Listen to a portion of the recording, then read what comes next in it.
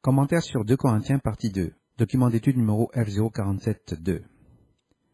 Commentaire sur les chapitres 5 à 9. Introduction.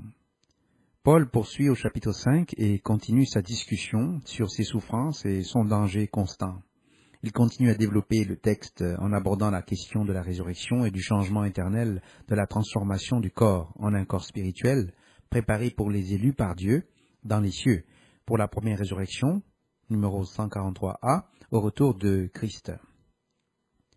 Objet des chapitres. Chapitre 5, Paul dit que nous savons que si la tente terrestre dans laquelle nous vivons est détruite, nous avons un édifice venant de Dieu, une demeure qui n'a pas été faite de main d'homme et qui est éternelle dans les cieux. Verset 1.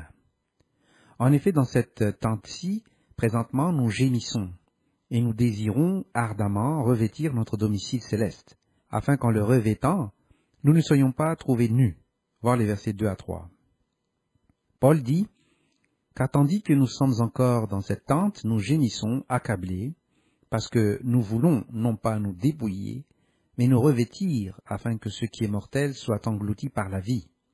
Celui qui nous a préparés pour cela, c'est Dieu, qui nous a donné l'Esprit comme garantie. Voir les versets 4 à 5. En cela, nous ne devons pas confondre cet enseignement avec les doctrines gnostiques du ciel et de l'enfer. Personne ne va au ciel, mais nous attendons le retour du Messie du ciel, sur lequel nous recevrons notre transformation après la résurrection. Et alors, nous serons tous changés en des êtres spirituels et emmenés à Jérusalem pour régner et gouverner la terre pour le système millénaire, ainsi que pour la deuxième résurrection et le jugement du grand trône blanc. Voir le document numéro 143b.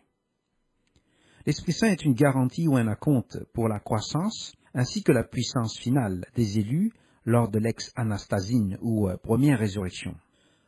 À partir du verset 6 jusqu'au verset 10, nous voyons que Paul dit qu'ils ont toujours bon courage et sont pleins de confiance, tandis que dans le corps, ils demeurent loin du Seigneur, car ils marchent par la foi et non par la vue.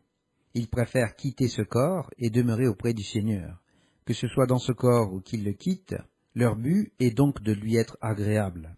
Paul déclare que nous devons tous comparaître devant le trône de jugement de Christ, afin que chacun reçoive le bien ou le mal selon ce qu'il a fait dans son corps. La réalité du jugement est que les élus sont présentement jugés et que s'ils échouent, ils ne seront pas dans la première résurrection. Tous ceux qui ont échoué aux critères de la première résurrection seront consignés à la deuxième résurrection.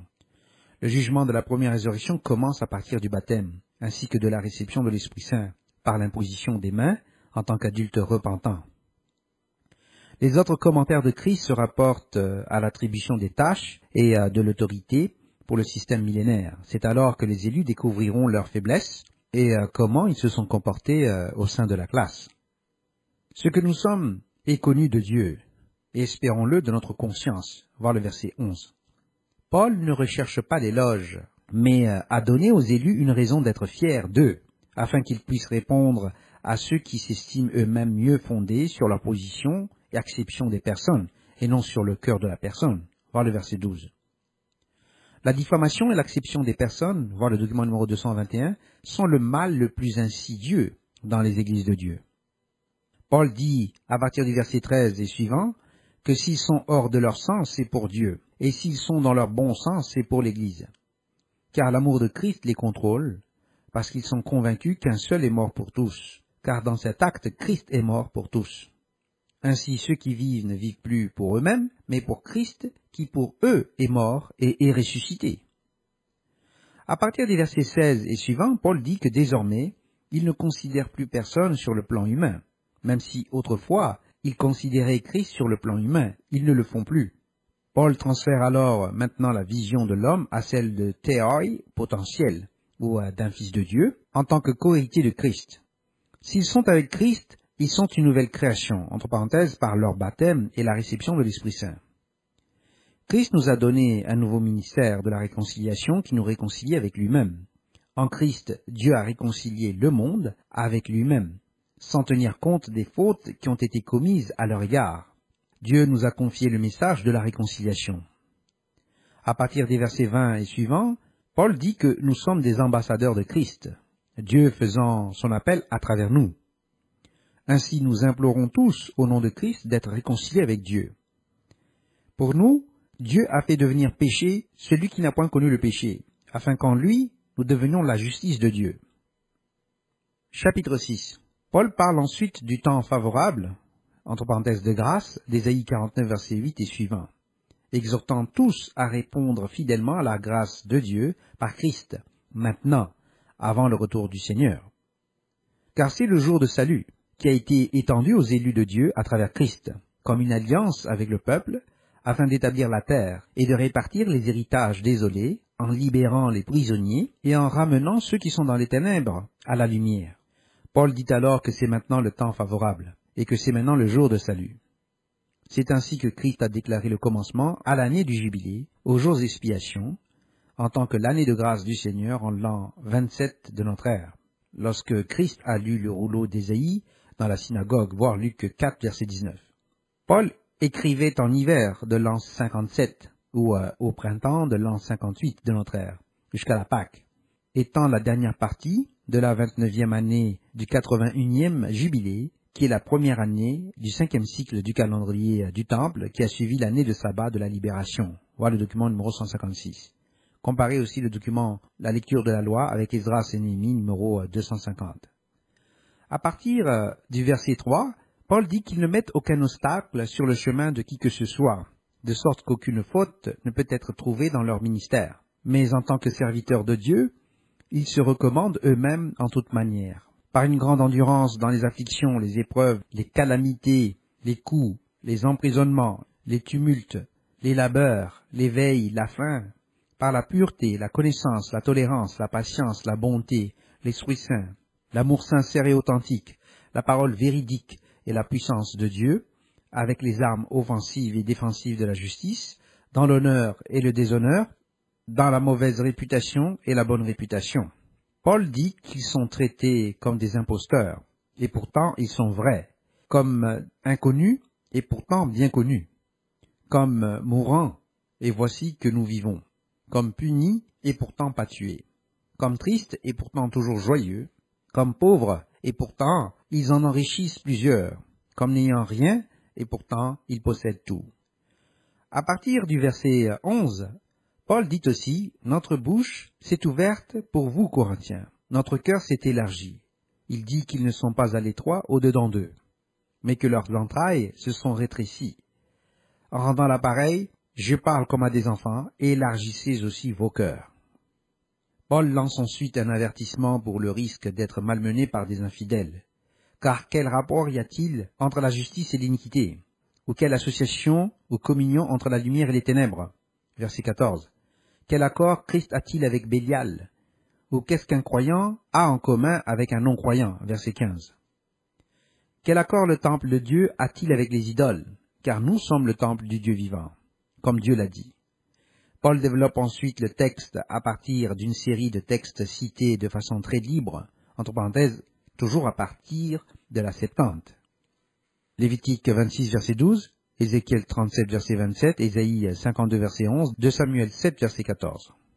Le but de ce texte est de montrer que les élus doivent être les fils et les filles de Dieu, en tant que des Élohim, étant mis à part et saints. Chapitre 7.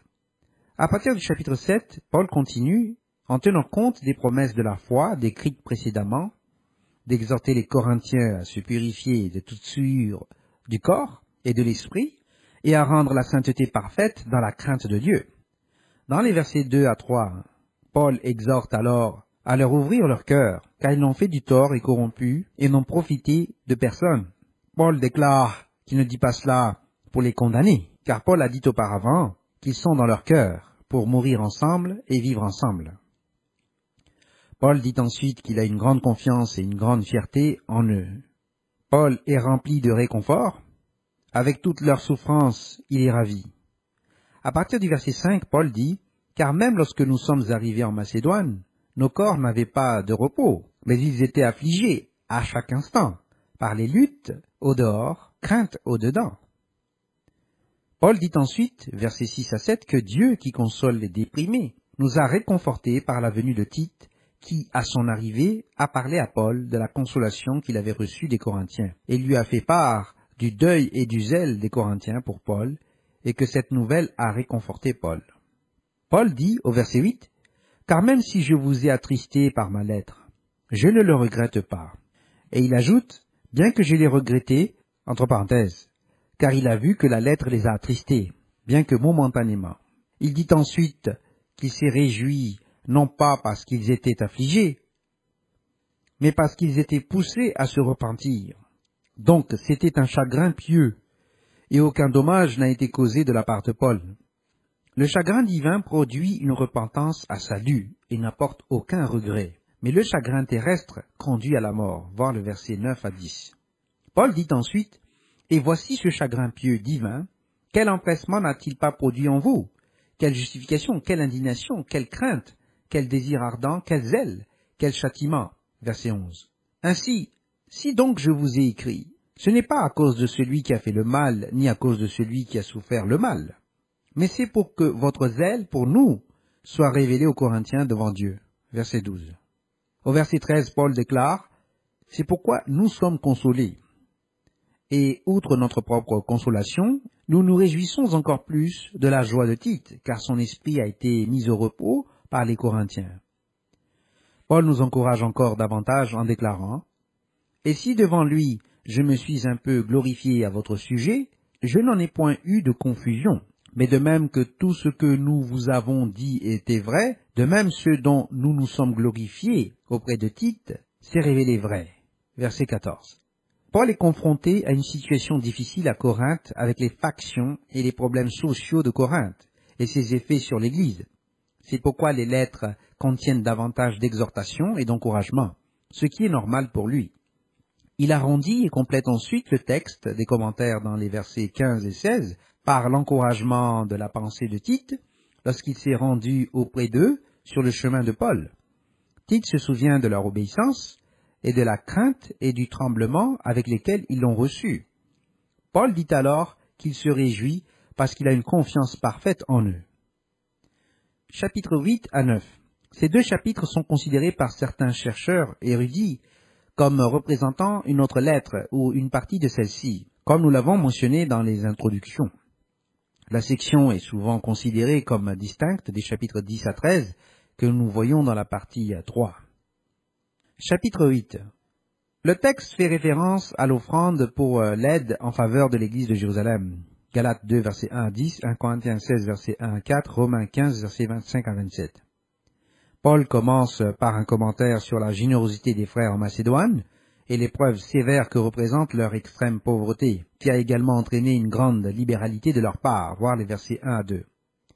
Car Paul témoigne qu'ils ont donné selon et au-delà de leurs moyens, de leur plein gré, suppliant Paul et l'équipe de participer à l'assistance destinée aux saints, voir les versets 3 à 5. Cela semble se rapporter à l'offrande des frères établis à Corinthe, afin que les fonds puissent être amenés à Jérusalem pour le soutien de l'Église persécutée là-bas. Titus était évidemment responsable de cette collecte, voir le verset 6. Nous voyons donc aussi le besoin des autres églises, telles que celle en Macédoine, qui étaient très démunies. Au verset 7, Paul les exhorte à exceller dans ce travail de collecte pour les saints de Jérusalem, car ils excellent dans d'autres aspects. Au verset 8, Paul dit que ce n'était pas un ordre, mais que Paul devait prouver par le sérieux des autres que leur amour est aussi sincère et authentique. Paul dit qu'ils connaissent la grâce du Seigneur Jésus-Christ, qui, bien que riche, est devenu pauvre à cause d'eux, afin que par sa pauvreté, ils deviennent riches, voir le verset 9. Ceci fait référence à la richesse de la préexistence de Christ, voir le document numéro 243. Au verset 10 et suivant, Paul se réfère ensuite à la collecte qui a été commencée un an auparavant, entre parenthèses lors de l'année de sabbat, pour les saints persécutés à Jérusalem. 1 Corinthiens, chapitre 16. Il se peut qu'elle ait été retardée par le différend causé par la lettre problématique. Ce commentaire a été fait ici pour que leur volonté, leur promptitude de la désirer, s'accompagne de leur volonté de la compléter à partir de ce qu'ils ont. Car si la volonté est là, elle est acceptable par rapport à ce qu'une personne a, et non par rapport à ce qu'elle n'a pas. Par ce commentaire, Paul ne voulait pas dire que les autres devraient être allégés et que Corinthe emporterait le fardeau, mais que par souci d'égalité, l'abondance de Corinthe à l'heure actuelle devrait répondre à leurs besoins, de sorte que l'abondance des autres pourrait répondre aux besoins de Corinthe à un autre moment, afin qu'il y ait égalité. Il fait ensuite des références au désert, ainsi qu'à l'équité lors de la collecte de la manne, voir Exode 16, verset 18. À partir des versets 16 et suivants, Paul rend ensuite grâce à Dieu, qui, dit-il, a mis dans le cœur de Tite le même soin sérieux et sincère pour les frères de Corinthe, qui, dit-il, a accepté leur appel, mais s'en va à Corinthe de son propre chef, voir les versets 16 à 17. Le frère envoyé avec Tite, au verset 18, comparé aussi le verset 22, reste non identifié. Au verset 20, Paul indique qu'il tient à ce que personne ne les blâme pour ce don de libéralité qu'ils administrent, car ils visent ce qui est honorable, non seulement aux yeux du Seigneur, mais aussi aux yeux des hommes. Le frère, au verset 22, est inconnu, mais on dit qu'il est souvent mis à l'épreuve, et que sa confiance envers Corinthe est grande. Paul identifie Tite comme son compagnon d'œuvre, et les frères sont déclarés comme des messagers des églises, la gloire de Christ. Il exhorte les frères à donner la preuve de leur amour devant les églises, ainsi que de montrer à ces hommes, au sujet de Paul, de se glorifier de Corinthe. Chapitre 9. Au chapitre 9, Paul poursuit les commentaires sur la collecte en disant qu'il est superflu de leur écrire au sujet de l'offrande des saints. Paul dit qu'il se vante des Achaïens aux Macédoniens, en disant qu'ils sont prêts depuis l'année dernière, et que le zèle des Corinthiens a éveillé la plupart d'entre eux. Voir les versets 1 à 2. Paul dit ensuite qu'il envoie les frères de manière à ce que ces éloges à leur égard ne soient pas vains dans ce cas, afin qu'ils soient prêts comme il a dit.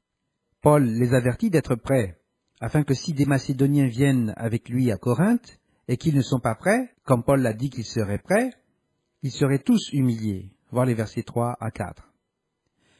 Paul envoie donc les frères devant lui, et pour arranger le don qu'ils avaient promis à l'avance. Voir le verset 5. Paul dit alors que celui qui sème avec parcimonie récoltera avec parcimonie, et celui qui sème avec abondance récoltera avec abondance.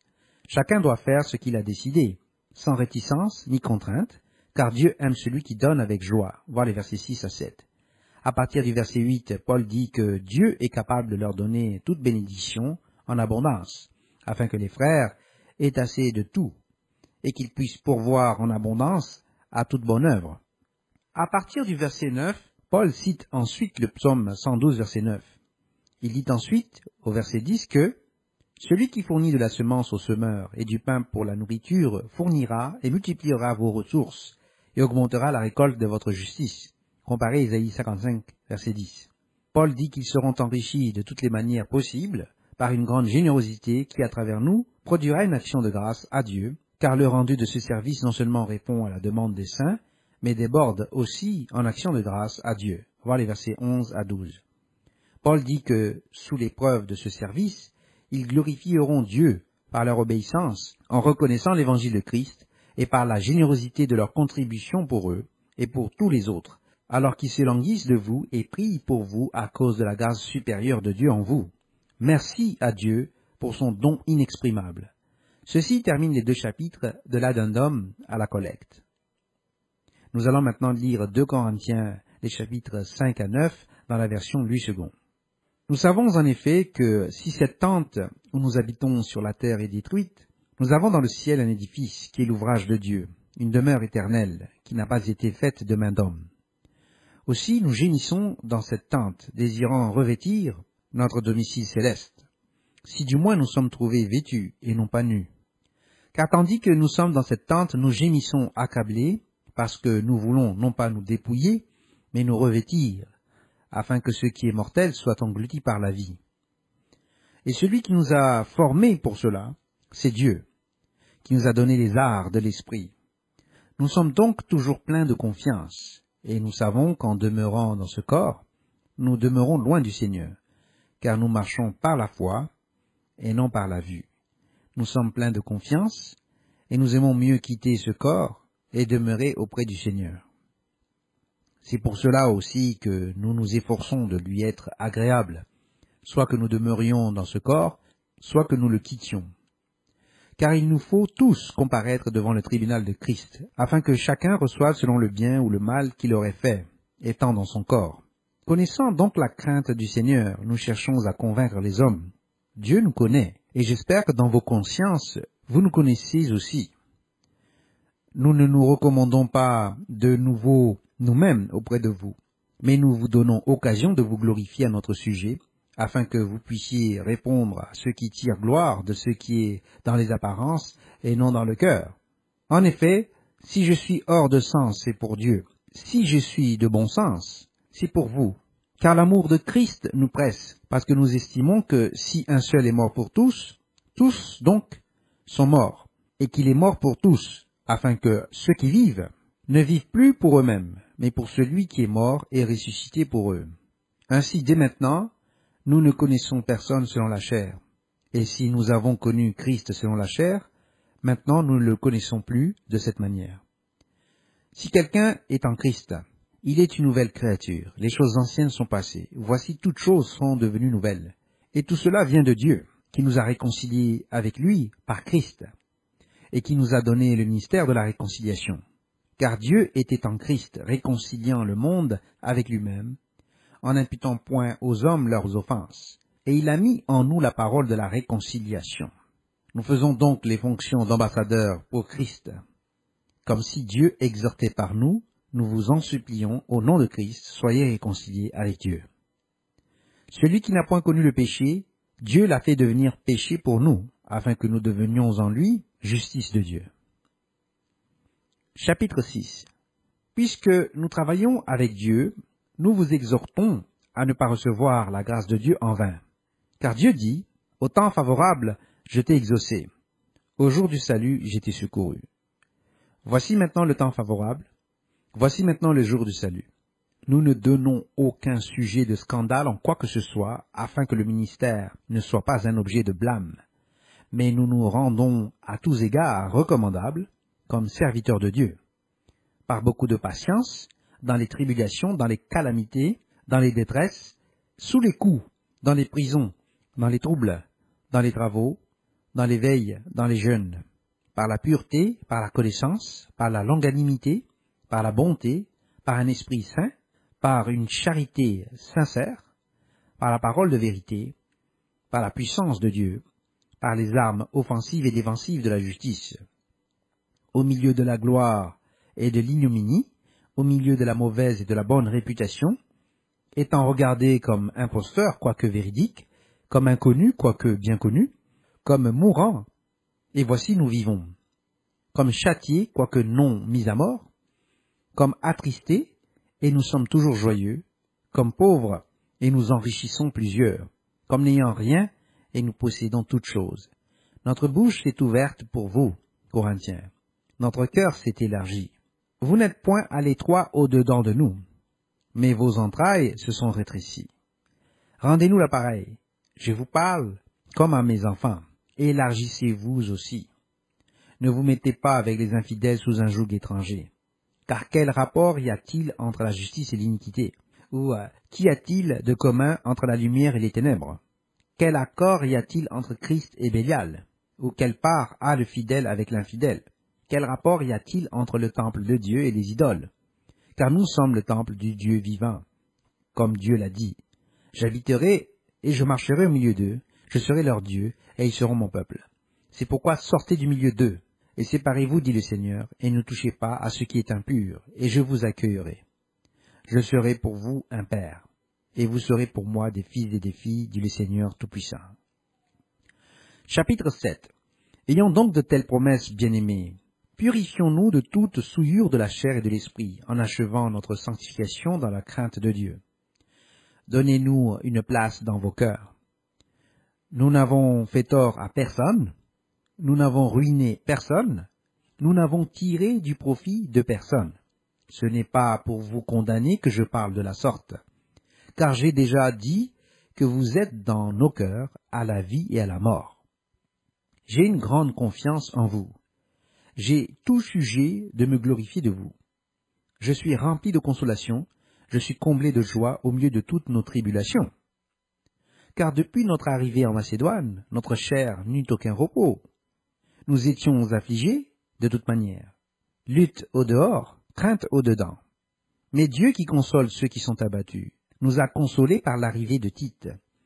Et non seulement par son arrivée, mais encore par la consolation que Tite lui-même ressentait à votre sujet. Il nous a raconté votre ardent désir, vos larmes, votre zèle pour moi, en sorte que ma joie a été d'autant plus grande. Quoique je vous ai attristé par ma lettre, je ne m'en repens pas.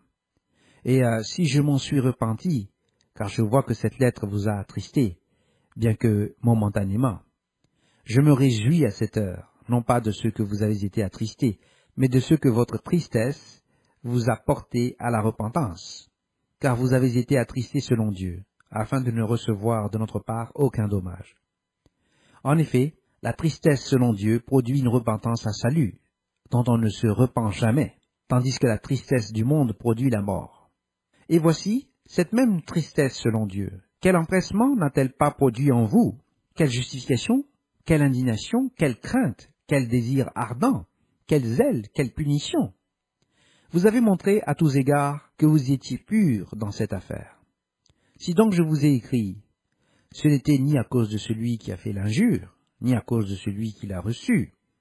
C'était afin que votre empressement pour nous fût manifesté parmi vous devant Dieu. C'est pourquoi nous avons été consolés. Mais, outre notre consolation, nous avons été réjouis beaucoup plus encore par la joie de Tite, dont l'esprit a été tranquillisé par vous tous. Et si devant lui, je me suis un peu glorifié à votre sujet, je n'en ai point eu de confusion. Mais comme nous vous avons toujours parlé selon la vérité, ceux dont nous nous sommes glorifiés auprès de Tite s'est trouvé être aussi la vérité. Il éprouve pour vous un redoublement d'affection, au souvenir de votre obéissance à tous et de l'accueil que vous lui avez fait avec crainte et tremblement. Je me réjouis de pouvoir en toute chose me confier en vous. Chapitre 8. Nous vous faisons connaître, frères, la grâce de Dieu qui s'est manifestée dans les églises de la Macédoine, au milieu de beaucoup de tribulations qui les ont éprouvées, leur joie débordante et leur pauvreté profonde ont produit avec abondance de riches libéralités de leur part. Ils ont, je l'atteste, donné volontairement selon leurs moyens, et même au-delà de leurs moyens, nous demandant avec de grandes instances la grâce de prendre part à l'assistance destinée aux saints. Et non seulement ils ont contribué comme nous l'espérions, mais ils se sont d'abord donnés eux-mêmes au Seigneur, puis à nous, par la volonté de Dieu. Nous avons donc engagé Tite à achever chez vous cette œuvre de bienfaisance, comme il l'avait commencé. De même que vous excellez en toutes choses, en foi, en parole, en connaissance, en zèle, à tous égards, et dans votre amour pour nous, faites en sorte d'exceller aussi dans cette œuvre de bienfaisance. Je ne dis pas cela pour donner un ordre, mais pour éprouver par le zèle des autres la sincérité de votre charité. Car vous connaissez la grâce de notre Seigneur Jésus-Christ qui, pour vous, s'est fait pauvre, de riche qu'il était, afin que par sa pauvreté, vous fussiez enrichis. C'est un avis que je vous donne là-dessus, car cela vous convient, à vous, qui non seulement avez commencé à agir, mais qui en avez eu la volonté dès l'année dernière. Achevez donc maintenant d'agir, afin que l'accomplissement selon vos moyens réponde à l'empressement que vous avez mis à vouloir. La bonne volonté, quand elle existe, est agréable en raison de ce qu'elle peut avoir à sa disposition, et non de ce qu'elle n'a pas. Car il s'agit non de vous exposer à la détresse pour soulager les autres, mais de suivre une règle d'égalité. Dans la circonstance présente, votre superflu pourvoira à leurs besoins, afin que leur superflu pourvoie pareillement au vôtre, en sorte qu'il y ait égalité. Selon qu'il est écrit, celui qui avait ramassé beaucoup n'avait rien de trop, et celui qui avait ramassé peu n'en manquait pas. Grâce soit rendue à Dieu, de ce qu'il a mis dans le cœur de Tite le même empressement pour vous, car il a accueilli notre demande, et c'est avec un nouveau zèle et de son plein gré qu'il part pour aller chez vous. Nous envoyons avec lui le frère dont la louange en ce qui concerne l'Évangile est répandue dans toutes les églises, et qui de plus a été choisi par les églises pour être notre compagnon de voyage dans cette œuvre de bienfaisance, que nous accomplissons à la gloire du Seigneur même, et en témoignage de notre bonne volonté. Nous agissons ainsi, afin que personne ne nous blâme au sujet de cette abondante collecte à laquelle nous donnons nos soins, car nous recherchons ce qui est bien, non seulement devant le Seigneur, mais aussi devant les hommes. Nous envoyons avec eux notre frère, dont nous avons souvent éprouvé le zèle dans beaucoup d'occasions, et qui en montre plus encore cette fois à cause de sa grande confiance en vous. Ainsi, pour ce qui est de Tite, il est notre associé et notre compagnon d'œuvre auprès de vous. Et pour ce qui est de nos frères, ils sont les envoyés des églises, la gloire de Christ. Donnez-leur donc, à la face des églises, la preuve de votre charité, et montrez-leur que nous avons sujet de nous glorifier de vous. Chapitre 9. Il est superflu que je vous écrive, touchant l'assistance destinée aux saints. Je connais en effet votre bonne volonté, dont je me glorifie pour vous auprès des Macédoniens, en déclarant que l'Achaïe est prête depuis l'année dernière. Et ce zèle de votre part a stimulé le plus grand nombre. J'envoie les frères, afin que l'éloge que nous avons fait de vous ne soit pas réduit à néant sur ce point-là, et que vous soyez prêts, comme je l'ai dit. Je ne voudrais pas, si les Macédoniens m'accompagnent et ne vous trouvent pas prêts, que cette assurance tournât à notre confusion, pour ne pas dire à la vôtre.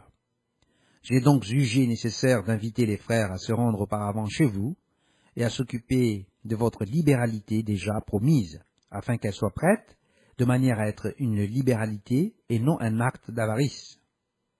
Sachez-le, celui qui sème peu moissonnera peu, et celui qui sème abondamment moissonnera abondamment. Que chacun donne comme il a résolu en son cœur, sans tristesse ni contrainte, car Dieu aime celui qui donne avec joie, et Dieu peut vous combler de toutes sortes de grâces, afin que possédant toujours en toutes choses de quoi satisfaire à tous vos besoins, vous ayez encore en abondance pour toute bonne œuvre. Selon qu'il est écrit, il a fait des largesses, il a donné aux indigents, sa justice subsiste à jamais. Celui qui fournit de la semence au semeur et du pain pour sa nourriture, vous fournira et vous multipliera la semence, et il augmentera les fruits de votre justice. Vous serez de la sorte enrichis à tous égards, pour toute espèce de libéralité qui, par notre moyen, feront offrir à Dieu des actions de grâce. Car le secours de cette assistance non seulement pourvoit aux besoins des saints, mais il est encore une source abondante de nombreuses actions de grâce envers Dieu. En considération de ce secours dont ils font l'expérience, ils glorifient Dieu de votre obéissance dans la profession de l'évangile de Christ et de la libéralité de vos dons envers eux et envers tous. Ils prient pour vous parce qu'ils vous aiment à cause de la grâce éminente que Dieu vous a faite. Grâce soit rendue à Dieu pour son don ineffable. Si après, dans ce document, les notes de Bullinger sur 2 Corinthiens chapitre 5 à 9 pour la Bible version King James. Ces notes sont disponibles en anglais uniquement. Fin de la lecture de l'étude de commentaires sur 2 Corinthiens, partie 2, F047.2.